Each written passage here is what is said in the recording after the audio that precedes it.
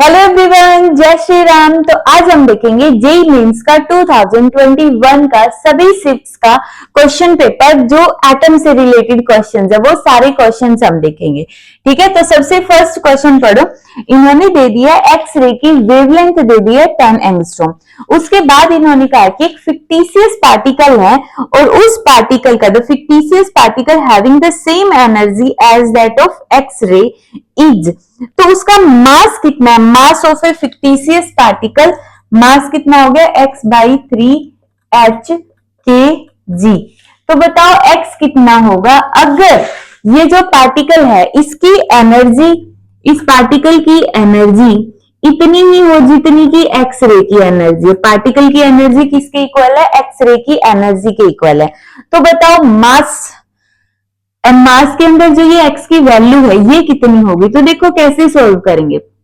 सबसे पहले एक्सरे की एनर्जी किसके इक्वल होगी? एक्सरे की एनर्जी होगी, हमारे पास वो रिलेशन क्या होता है जिसमें हम मास को भी इंक्लूड करें और वेवलेंथ को भी। एक्सरे की एनर्जी हम निकाल सकते हैं क्योंकि इसमें वेवलेंथ दी हुई है, तो hc डिवाइड बाई लैम्डा।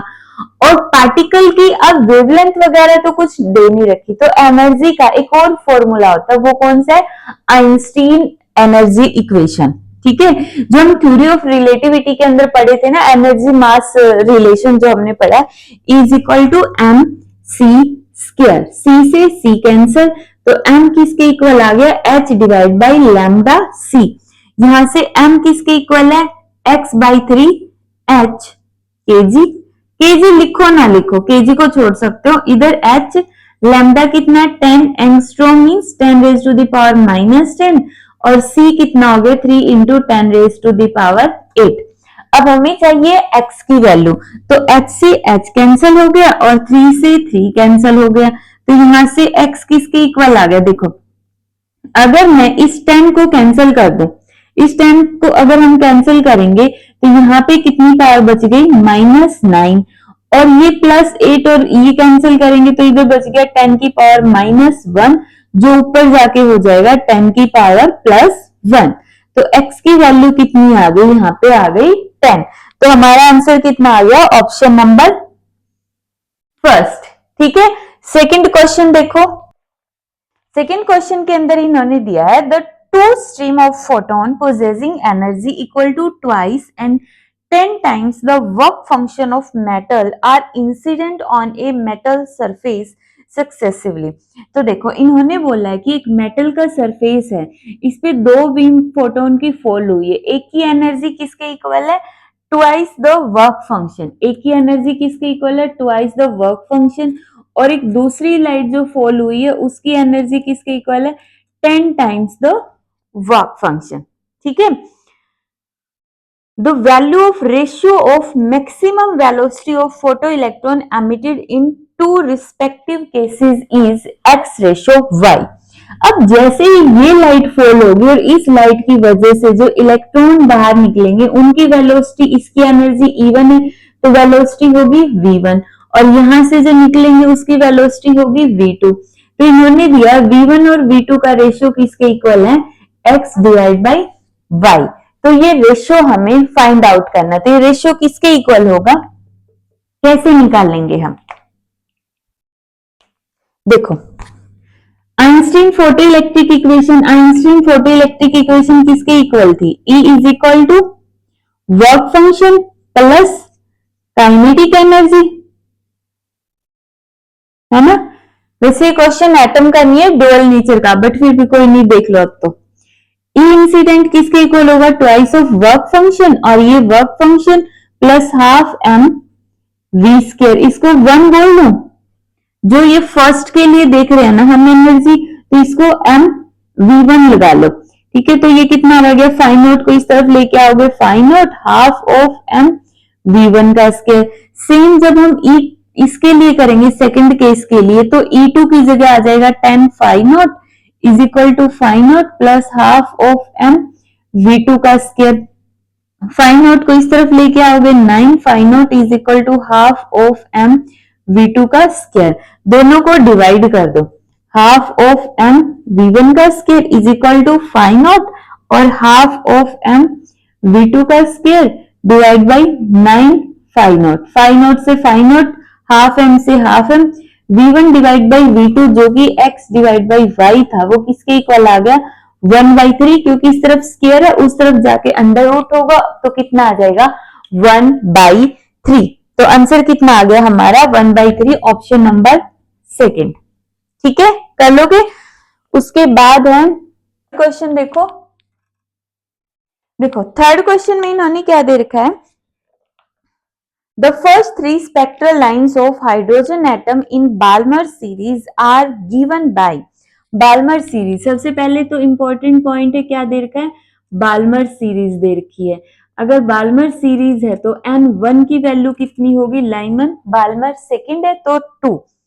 ठीक है, फर्स्ट थ्री स्पेक्ट्रल सीरीज, जब M2 की वैल्यू कितनी होगी 3 तो वेवलेंथ होगी लैम्डा 1, जब M2 की वैल्यू होगी 4 वेवलेंथ होगी लैम्डा 2, और N2 की वैल्यू होगी 5 तो वेवलेंथ होगी लैम्डा 3। मींस जब यहाँ पे फिफ्थ एक्साइटेड स्टेट से यहाँ पे n इज इक्वल टू 2 के अंदर इलेक्ट्रॉन जाएगा तो उस टाइम पे जो वेवलेंथ रिलीज होगी वो होगी लैम्डा 3।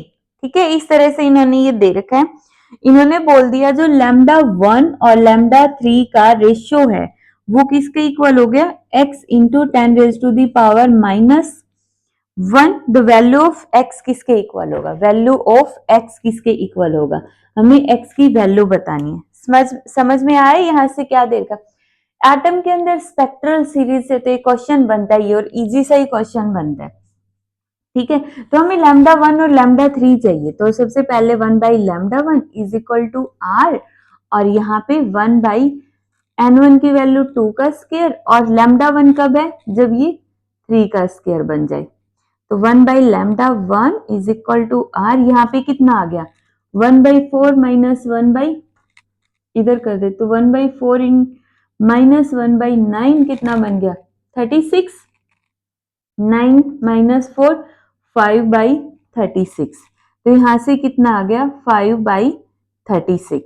ये आ गया हमारे पास, लैम्डा 1 चाहिए तो 36 डिवाइड बाई 5r। ठीक है, फिर क्या चाहिए लैम्डा 3। लैम्डा 3 कैसे निकलेगा 1 by lambda 3 is equal to r, अब 1/2 का स्क्वायर माइनस 1/5 का स्क्वायर, 5 का स्क्वायर। ठीक है, सिंपल, इसको सॉल्व करो।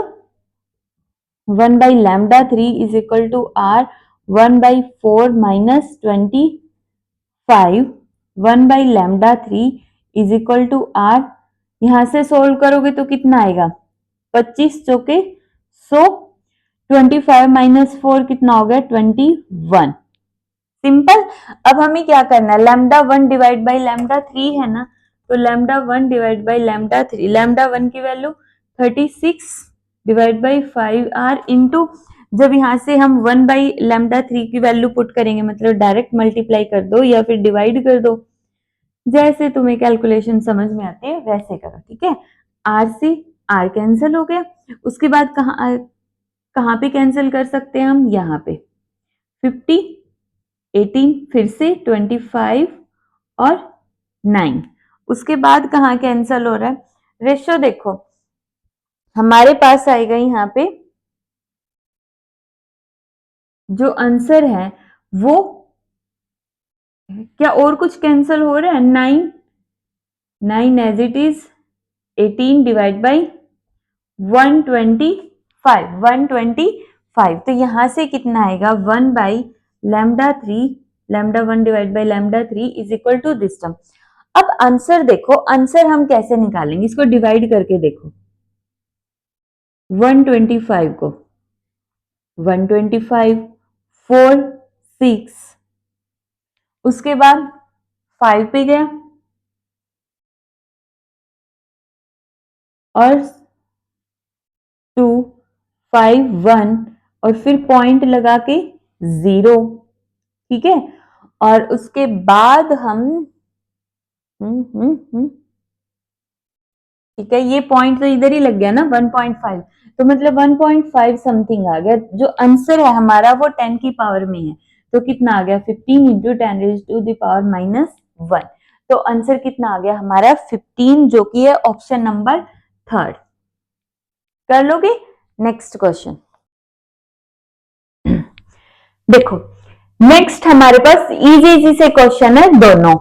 If an electron is moving in nth orbit of hydrogen atom then its velocity for the nth orbit is, mean simply हमें velocity का फॉर्मूला पता होना चाहिए। वेलोसिटी का फॉर्मूला क्या था? v is equal to v naught और z inversely proportional to n। तो v है वो इनवर्सली प्रोपोर्शनल होता है n के, यही हमें बताना था। v नॉट बाई n, तो हमारा ऑप्शन नंबर क्या हो जाएगा? सेकंड। ठीक है, ऑप्शन नंबर सेकंड। रेडियस जो होती है वो किसके इक्वल होती है? r नॉट और n square by z, n square by z, और ये होती है z बाई सिंपली n होता है। ठीक है, यहाँ पे v नॉट की जो वैल्यू होती है 2.2 इंटू 10⁻⁶ मीटर पर सेकेंड, जो किसके इक्वल भी होती है?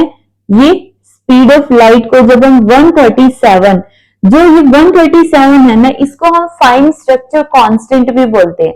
जब हम स्पीड ऑफ लाइट को 137 से डिवाइड करेंगे तो हमारे पास ये वैल्यू आएगी, और इसको हमने v नॉट नाम दिया है। एक तरह से जब इलेक्ट्रॉन फर्स्ट ऑर्बिट में रिवॉल्व कर रहा होता है तो उसकी स्पीड इतनी होती है, मीन्स 2.2 इंटू 10⁶ मीटर पर सेकेंड। एक सेकेंड में कितनी, देखो सोच के देखो कितना रिवॉल्व कर रहा है वो,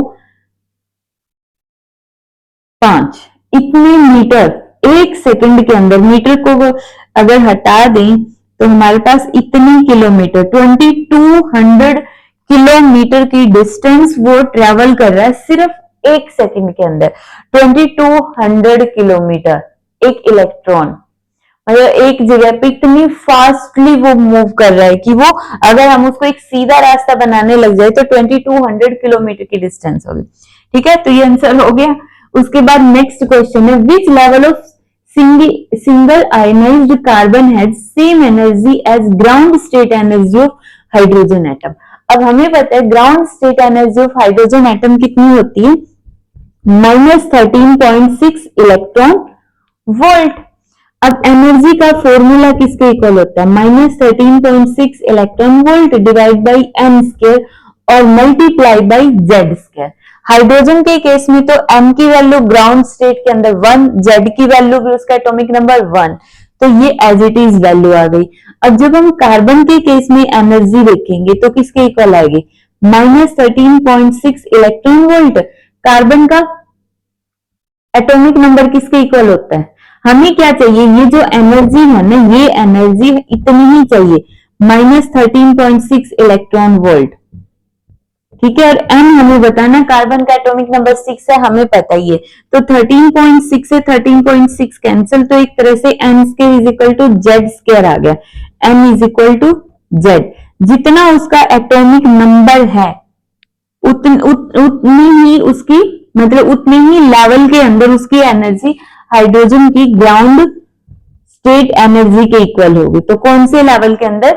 5th एक्साइटेड स्टेट के अंदर। जब carbon atom 5th excited state में होगा तो जो उसकी एनर्जी होगी वो उतनी ही होगी जितनी की हाइड्रोजन एटम की ग्राउंड स्टेट के अंदर होती है। ठीक है, नेक्स्ट देखो 21 सेशन के अंदर आया हुआ एटम का ये लास्ट क्वेश्चन है। इसके अंदर इन्होंने बोल रखा है the K alpha X ray of molybdenum has wavelength 0.071 nanometre. Means देखो इस क्वेश्चन के अंदर इन्होंने क्या बोल रखा है? सबसे पहले तो ये के अल्फा देखते हैं क्या, ये एनर्जी लेवल के एल एम। तो यहाँ पे क्या होगा कि जब एल के अंदर से इलेक्ट्रॉन निकलेगा तो उसकी जो वेवलेंथ होगी उसको यहाँ पे इन्होंने बोल दिया है कि उस वेवलेंथ की वैल्यू तो दे दी 0.071 नैनोमीटर। ठीक है, और उस वेवलेंथ को इन्होंने नाम क्या दे दिया? के अल्फा। ठीक है, के अल्फा रेज उसकी वेवलेंथ इन्होंने बोल दी। समझ में आया क्या बोल रहा है? कि जब एल के अंदर से इलेक्ट्रॉन के में जाएगा, इस एक्साइटेड स्टेट से लोअर एनर्जी लेवल के अंदर जाएगा, तो जो एनर्जी रिलीज होगी उसकी वेवलेंथ इतनी होगी, और उस एनर्जी को इन्होंने नाम दे दिया, उस वेव को इन्होंने नाम दे दिया है के अल्फा। ठीक है, इतना समझ आया? If the energy of molybdenum atom with a K electron knocked out is, अगर हमें यहां से इलेक्ट्रॉन को बाहर निकालना है तो उसकी एनर्जी कितनी होनी चाहिए? 27.5 किलो इलेक्ट्रॉन वोल्ट। ठीक है, the energy of this atom when L electron is knocked out will be, जब, अब ये बताओ कि अगर इधर से इलेक्ट्रॉन निकालना होता तो कितनी एनर्जी की हमें जरूरत होती? बिल्कुल सिंपल सा कॉन्सेप्ट है, ध्यान से समझना कि अल्फा कब रिलीज होती है? जब एल से के अंदर इलेक्ट्रॉन आता है।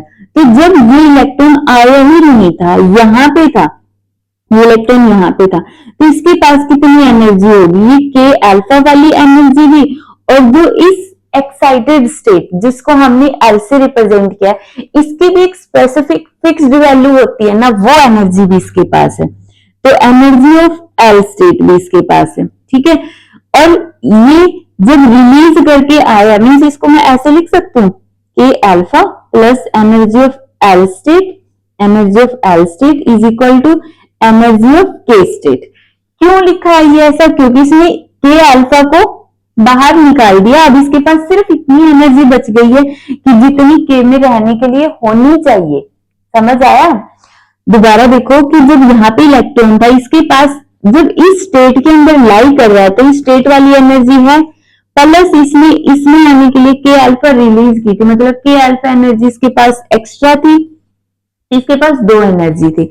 जब इसने के अल्फा रिलीज कर दी तो अब इसके पास इतनी एनर्जी बच गई कि अब ये इस स्टेट के अंदर लाई कर सकता है, इसलिए हमने लिख दिया ये वाली टर्म। तो यहां से हमें चाहिए था ई एल, ई एल किसके इक्वल होगा? ई के माइनस के अल्फा। हमें ये बताना है कि जब मैं एल स्टेट में से इलेक्ट्रॉन को बाहर निकालूंगी तो कितनी एनर्जी हमें देनी पड़ेगी। तो उसके लिए ये तो पता होना चाहिए ना कि जो ये एल स्टेट है इसकी एनर्जी कितनी है। के स्टेट की एनर्जी तो इतनी 27.5 किलो इलेक्ट्रॉन वोल्ट। तो एल स्टेट की एनर्जी देखो, सबसे पहले के अल्फा की एनर्जी देखो कितनी होगी। के अल्फा की एनर्जी होगी H C by lambda. H की वैल्यू पुट कर देना और सी की वैल्यू भी पुट कर देना। क्या हमें इलेक्ट्रॉन वोल्ट में चाहिए? इलेक्ट्रॉन वोल्ट में चाहिए, तो ये हो गई इलेक्ट्रॉन वोल्ट में। और वेवलेंथ नैनोमीटर में चाहिए तो 1240। अगर ये वेवलेंथ हमारी एंगस्ट्रॉम के अंदर है, एंगस्ट्रॉम में है, एंगस्ट्रॉम में हो तो 1200 आ गया अगर वेवलेंथ एंगस्ट्रॉम में है, और अगर वेवलेंथ नैनोमीटर में है तो हमारा ये 1240 आ गया नैनो। ठीक है, और 0.071। जब हम इसको सॉल्व करेंगे तो हमारे पास आएगा 17.5 electron volt. Simple 17.5 electron volt. ठीक है, कर लोगे? अब यहां से देखो ई के की वैल्यू कितनी है? 27.5 किलो इलेक्ट्रॉन वोल्ट, और ये 17.5 किलो इलेक्ट्रॉन वोल्ट, तो कितना बचा? 10 इलेक्ट्रॉन वोल्ट। यहाँ पे जो ये वाली स्टेट है इसकी एनर्जी कितनी है? 10 इलेक्ट्रॉन वोल्ट। ठीक है, तो हमारा आंसर कितना आ गया? 10 इलेक्ट्रॉन वोल्ट। क्लियर है? तो ये थे हमारे 21 के जेई मेंस के जो सारी की सारी शिफ्ट हैं, उनके अंदर एटम से रिलेटेड जो क्वेश्चंस आए थे। ठीक है, नेक्स्ट हम देखेंगे कि 21 के अंदर और 22 में और 25 के अंदर एटम से रिलेटेड कौन से क्वेश्चन है। ये सिर्फ एटम के, न्यूक्लियाई के नहीं है। कुछ ईयर्स ऐसे जिसमें न्यूक्लियाई से रिलेटेड ज्यादा क्वेश्चन पूछे गए। ठीक।